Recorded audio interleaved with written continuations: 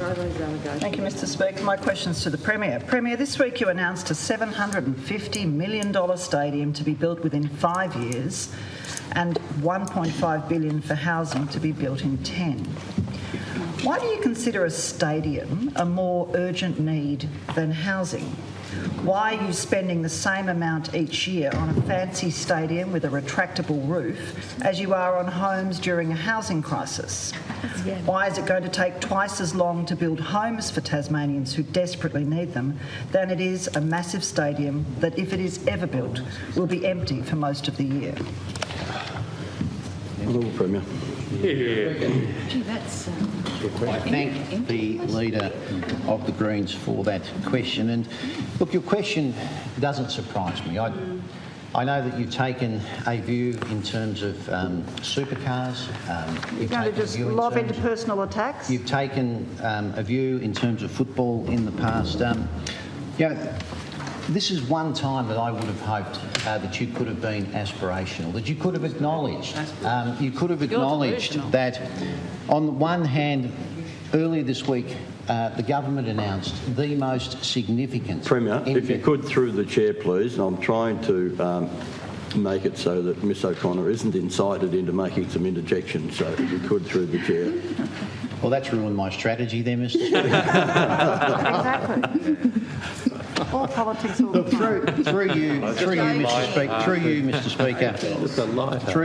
Speaker, and it was a light-hearted comment. Through you, Mr Speaker, I would have hoped that the member could have acknowledged that we made the most significant announcement in terms of social and affordable housing that has ever been made in this state, that we laid down a longer-term plan in terms of how we want to address both the need to build more social and affordable housing, but also at the same time how we were going to provide people with the opportunity to get their first step onto the property market, Mr Speaker, with the housing market entry program, where the government will take equity, significant equity, to provide young Tasmanians in the main the opportunity to get off the rental roundabout and to get into a home of their own, Mr Speaker. That's right. Ultimately, that equity will need to be returned to the state government, as it currently is with the home share program.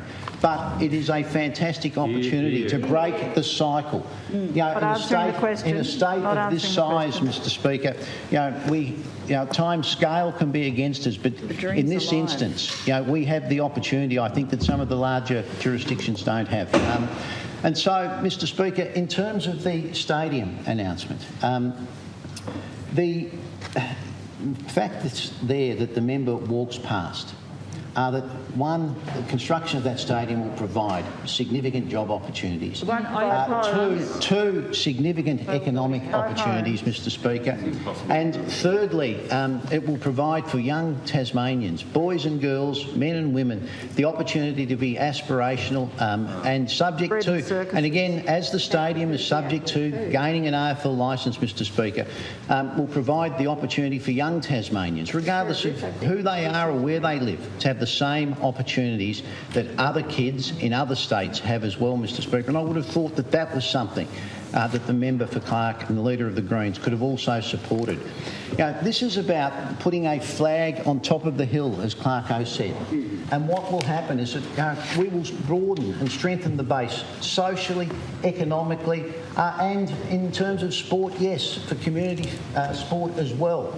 But this provides us with an opportunity to, once and for all, provide for our people the same opportunities that others have in other states. That's right. Whilst at the same time, and I make this point, whilst at the same time, Mr Speaker, as I announced on Monday, delivering the most significant program of social and affordable housing builds that this state has ever seen, providing the greatest opportunity for young Tasmanians to get off the rental roundabout and to get into a property of their own, That's right. Mr Speaker. And at the same time, and the member walked past it, we announced a 10-year vision for health, which will see more than $1 billion spent on health facilities around the state, Mr Speaker, to ensure that Tasmanians can get the care that they need when they need it, Mr Speaker, in fit-for-purpose facilities across the state. Mr Speaker.